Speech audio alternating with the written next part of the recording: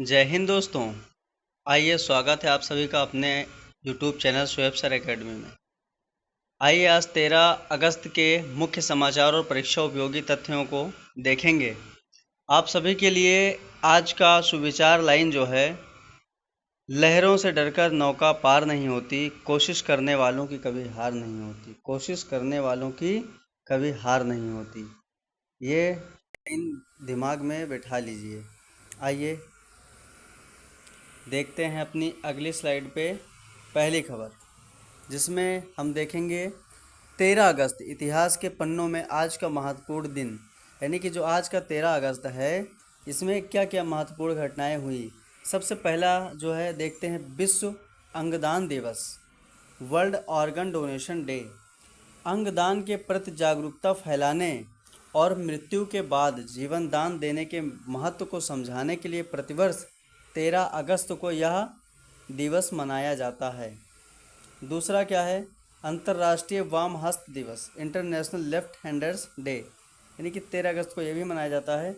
दुनिया भर में बाएं हाथ से काम करने वाले लोगों की विशिष्टता को सम्मानित करने और उनके समक्ष आने वाली चुनौतियों के प्रति जागरूक करने हेतु मनाया जाता है। और तीसरा देखेंगे इतिहास के पन्नों से क्या है, भारत का ऐतिहासिक संदर्भ एंड और क्रांति दिवस स्मरण। ऐतिहासिक तथ्य है यह। 13 अगस्त 1784 को ब्रिटिश संसद में पिट्स इंडिया एक्ट पारित हुआ था, जिसने भारत में ईस्ट इंडिया कंपनी के राजनीतिक और व्यापारिक कार्यों को अलग किया था। वही है ये। आइए चलते हैं अपनी राष्ट्रीय शिक्षा नीति नेप 2020 को देखेंगे। क्या है इसमें, यह खबर जो आपके शिक्षा जगत से टेट सीटेट किससे के लिए महत्वपूर्ण। राष्ट्रीय शिक्षा नीति 2020 व डिजिटल शिक्षण में नवाचार। मुख्य बिंदु क्या है इसमें, निपुण भारत एवं डिजिटल शिक्षण का विस्तार। शिक्षा मंत्रालय द्वारा प्राथमिक कक्षाओं 1 से 3 में बुनियादी साक्षरता और संख्या ज्ञान FLN को मजबूत करने हेतु नए AI आधारित शिक्षक सहायता मॉडल लागू किए। मातृभाषा में शिक्षण और समावेशी शिक्षा को बढ़ावा देने के लिए NCERT द्वारा नई शिक्षण सामग्री जारी की गई। आइए परीक्षा उपयोगी तथ्य देखते हैं। परीक्षा उपयोगी तथ्य, TET CTET special points. NEP 2020 शैक्षिक ढांचा 5+3+3+4 का है। प्रणाली लागू, पूर्व में 10+2 प्रणाली थी, अब 5+3+3+4 है। RTE राइट टू एजुकेशन अधिनियम 2009।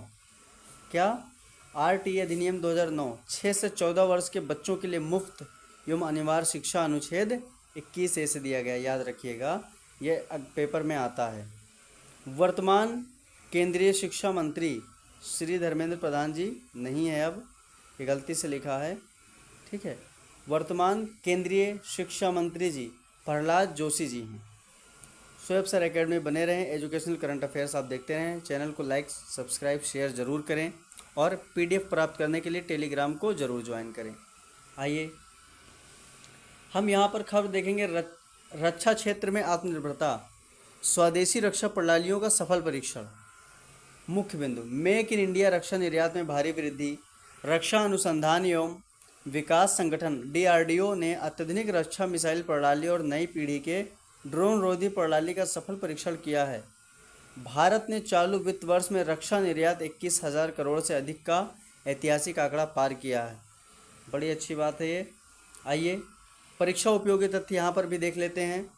DRDO की स्थापना 1958, याद रखिएगा, DRDO की स्थापना 1958, मुख्यालय इसका नई दिल्ली है। वर्तमान रक्षा मंत्री श्री राजनाथ सिंह हैं।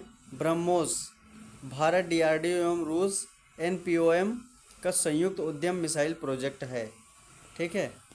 आइए लाइक शेयर करते रहें सभी लोग अपने दोस्तों के साथ।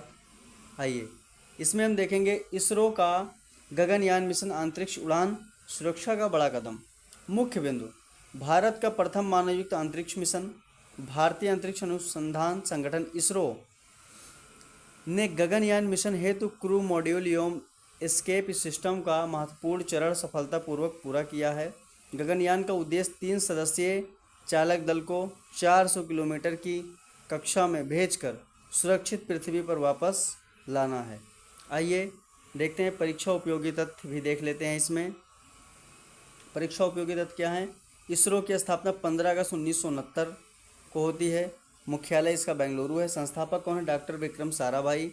भारत में अंतरिक्ष विज्ञान के जनक। मुख्य प्रक्षेपण केंद्र सतीश धवन अंतरिक्ष केंद्र, श्रीहरिकोटा, आंध्र प्रदेश। आइए आरबीआई से रिलेटेड देख लेते हैं क्या है इसमें।